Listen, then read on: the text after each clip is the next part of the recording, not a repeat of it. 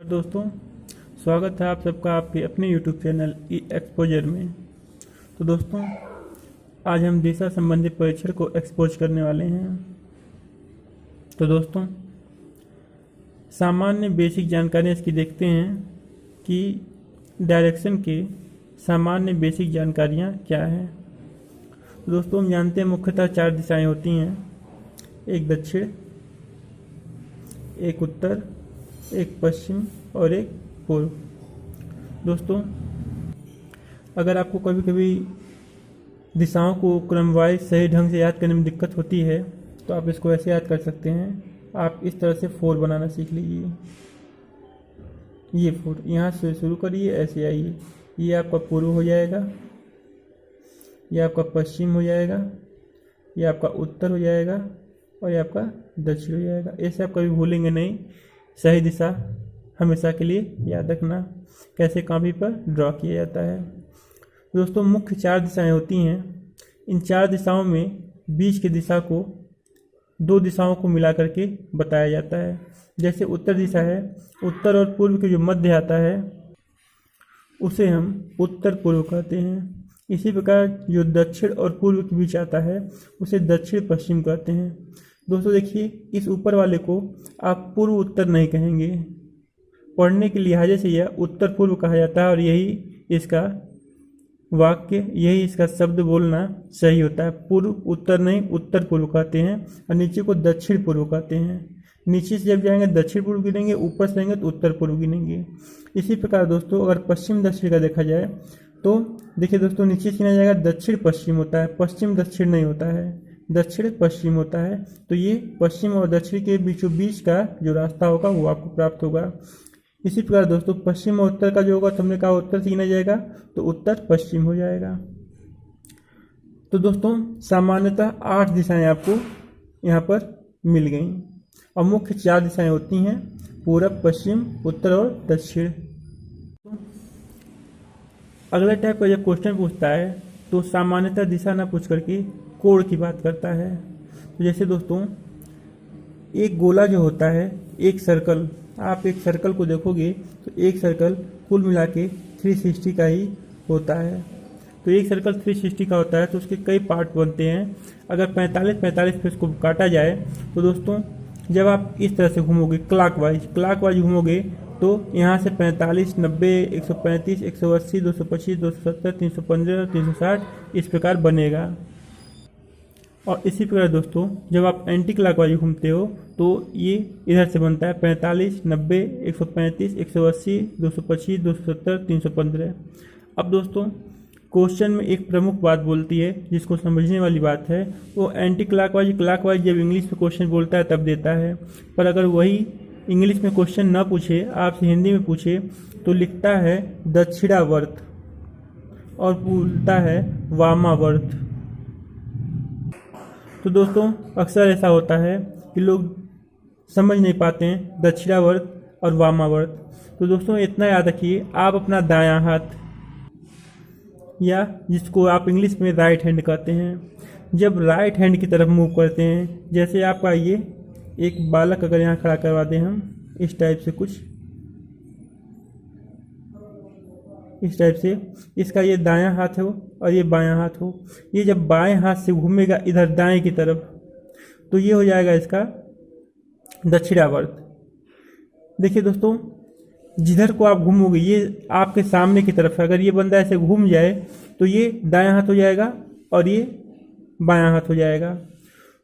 तो आप इस तरह से भी इसको समझ सकते हैं कि आप अगर दक्षिण वाले हाथ से घूमते हैं, ये दक्षिण वाला आप सामने की तरफ देखो तो दायां आपका इधर आ जाएगा और बायां आपका इधर आ जाएगा।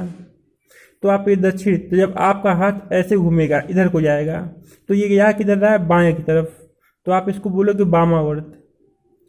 लेकिन यही जब आपका ये दायां है और ये बायां है, अगर बाएं की से आप दाएं की तरफ आओ तो इसको बोलोगे दक्षिणावर्त।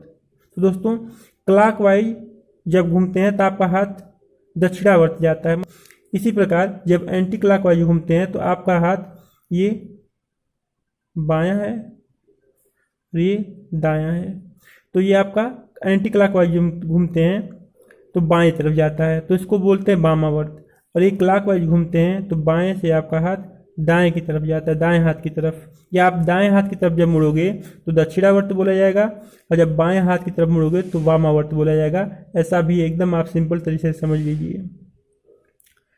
तो दोस्तों एक और क्वेश्चन आता है इसमें, वो कहता है कि एक व्यक्ति खड़ा है और वो सूरज की दिशा में जा रहा है या उत्तर पश्चिम में जा रहा, सॉरी उत्तर और दक्षिण में जा रहा है, तो उसकी परछाई किधर पड़ेगी। तो दोस्तों समझने वाली बात ये है कि पश्चिम में सूरज ढलता है और पूर्व में सूरज उगता है। ये दो बात पहले आपको समझ लेनी होगी जो आप बचपन से जानते हैं। अब इसके बाद से दोस्तों आप जानते हो कि अगर एक व्यक्ति यहाँ खड़ा हो तो पश्चिम से जब सूरज का उसका फोकस उसके ऊपर पड़ेगा तो उसकी जो परछाई होगी वो यहाँ पीछे बनेगी। और यही अगर व्यक्ति यहाँ पे खड़ा हो और पूरब से सूर्य का परछाई उसके ऊपर जो प्रकाश है वो पड़े तो जो परछाई होगी उसके जस्ट पीछे बनेगी। इन दोनों कंडीशनों में दोस्तों आप देख सकते हैं कि इस कंडीशन में इस व्यक्ति का जो मुंह है वो या तो पश्चिम दिशा में होगा और या तो पूर्व दिशा में होगा, इधर देख रहा होगा। तो दोनों कंडीशन में दोस्तों ये जो होगा वो सूर्य के सामने पड़ेगा, चाहे उसका मुंह सूर्य के सामने पड़े चाहे उसका पीठ सूर्य के सामने पड़े। जब ऐसी अवस्था होती है दोस्तों तो हमेशा जो परछाई होती है वो सूर्य के सामने वाली दिशा, पश्चिम में है तो पूर्व में और पूर्व में है तो पश्चिम में बनेगी। यहाँ आपको कंफर्म कर लेना होगा। एक और पूछता है कि जो परछाई होगी दाएं बनेगी कि बाएं बनेगी। तो दोस्तों अब देखिए, अगर मान लीजिए एक व्यक्ति, ये आपका हो गया उत्तर, ये हो गया आपका दक्षिण, उत्तर दक्षिण में खड़ा है, उत्तर दक्षिण को जा रहा है, या उसका जो मुंह है उत्तर और दक्षिण में है, उत्तर में मुंह है, या फिर इसको ऐसे बना लीजिए कि ये दक्षिण और ये उत्तर, या फिर दक्षिण में मुंह है। तो दोस्तों जब उत्तर में मुंह होगा या फिर दक्षिण में मुंह होगा तो दोस्तों आपको समझना होगा जब दक्षिण की तरफ देखेगा तो उसका दायां हाथ पश्चिम की तरफ और बायां हाथ पूर्व की तरफ, और वहीं जब उत्तर की तरफ देखेगा तो दायां हाथ पूर्व की तरफ और बायां हाथ पश्चिम की तरफ होगा। तब दोस्तों देखिए कि जब वो दक्षिण की तरफ देखेगा तो उसका जो परछाई होगा वो दाएं हाथ की तरफ बनेगी। जब दक्षिण में रहेगा उसका मुंह जो होगा वो दक्षिण की तरफ रहेगा, और सूर्य अगर पूरब से, सुबह सुबह की बात है, कहता है कि सुबह सुबह निकला है तो सुबह तो पूरब से सूर्य निकलता है, पश्चिम तो निकलता नहीं है। तो जब सुबह सुबह पूरे सूर्य पूरब से निकलेगा और व्यक्ति दक्षिण की तरफ देख रहा होगा तो जो परछाई होगी, सूर्य इधर से फोकस मारेगा तो जो परछाई होगी वो दक्षिण की तरफ हाथ पे उसका बनेगा, मतलब परछाई दक्षिण दिशा, दक्षिण दिशा कर रहे हैं, दक्षिण उसके हाथ की दक्षिण दिशा में पड़ेगा।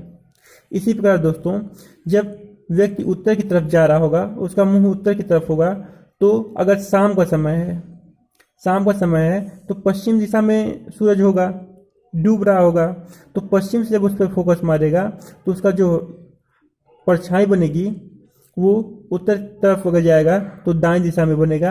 यानी इस तरह से समझ सकते हो कि उस व्यक्ति का दाएं और दिशा का पूरब, ऐसा आप समझ सकते हो, यही सच है। तो दोस्तों अब इस क्वेश्चन को अगर हम क्वेश्चन के साथ करेंगे तो आपको और बेहतरीन समझ में आएगा दोस्तों। और आपको ये बात समझनी चाहिए इसमें कि आपको बस ये ध्यान देना होगा कि सूर्य हमेशा पूरब से निकलता है, पश्चिम में डूबता है।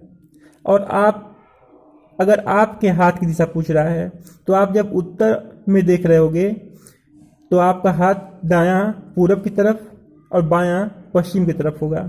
वहीं जब आप दक्षिण की तरफ देख रहे होगे तो आपका हाथ दायां पश्चिम की तरफ और बायां हाथ पूरब की तरफ होगा। अब आप पर क्वेश्चन पे डिपेंड करता है कि वो क्या पूछ रहा है, किस तरह से वो पूछ रहा है, सूर्य उग रहा है या सूर्य डूब रहा है। डूब रहा है डूबता हुआ पूछेगा और आप दक्षिण की तरफ देख रहे हो, तब तो आपका परछाई बाईं तरफ बनेगा। और यही आप दक्षिण की तरफ देख रहे हो और सूर्य उग रहा है, तब तो आपका परछाई दाईं तरफ बनेगा। तो दोस्तों आपको इस चीज़ को समझ लेना चाहिए। आप खुद फील करिए कि हाँ आप उस जगह खड़े हो और सूरज पूर्व में या पश्चिम में है और आप उत्तर या दक्षिण में देख रहे हो। आप इसको तुरंत लगा लोगे बिना किसी परेशानी के। और वीडियो अच्छा लग रहा है तो चैनल को सब्सक्राइब करना ना भूलें, दोस्तों में शेयर करें और प्लीज़ दोस्तों चैनल पर नए हैं तो सब्सक्राइब अवश्य करें। दोस्तों दिशा संबंधी परीक्षणों को सॉल्व करने के लिए आपको एक और बातों का विशेष ध्यान रखना होगा।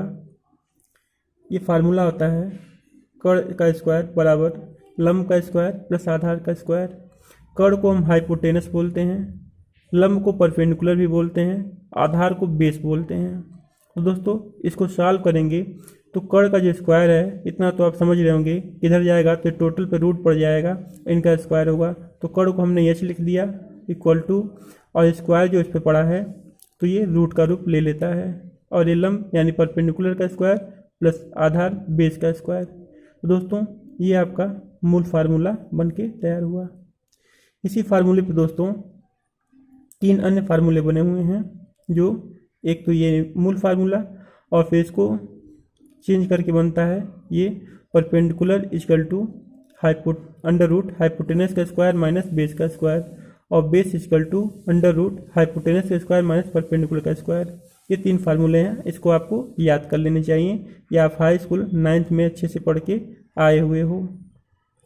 दोस्तों ये जो परपेंडिकुलर है ये लंब इसको बोलते हैं, हिंदी में इसको लंब बोलते हैं, और इसको बोलते हैं आधार, और इसको बोलते हैं कर्ण।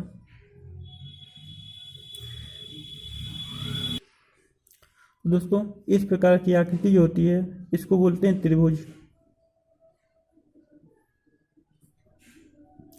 तो मूलतः दोस्तों ये त्रिभुज का फार्मूला है, जो होता है कर्ण का स्क्वायर बराबर लंब का स्क्वायर प्लस आधार का स्क्वायर, हाइपोटेनस का स्क्वायर इक्वल टू परपेंडिकुलर का स्क्वायर प्लस बेस का स्क्वायर। तो दोस्तों आपको ये फार्मूले याद रखने होंगे, क्योंकि यह फार्मूला दिशा संबंधी परीक्षण में बहुत ही महत्वपूर्ण भूमिका अदा करता है। दोस्तों इस टॉपिक से संबंधित हमने आपको सभी महत्वपूर्ण जानकारियाँ, बेसिक जानकारियाँ दे दी हैं। अब अगले टॉपिक से हम इसके संबंधित सारे क्वेश्चनों को सॉल्व करेंगे। दोस्तों आप इस चैनल पर नए हो तो प्लीज़ दोस्तों सब्सक्राइब ज़रूर करना, और आप इस वीडियो को देख रहे हैं तो अपने दोस्तों में भी शेयर ज़रूर करना, और दोस्तों बेल आइकन को प्रेस ज़रूर करना ताकि जो भी हम वीडियो डालें उसका नोटिफिकेशन आपको मिल सके।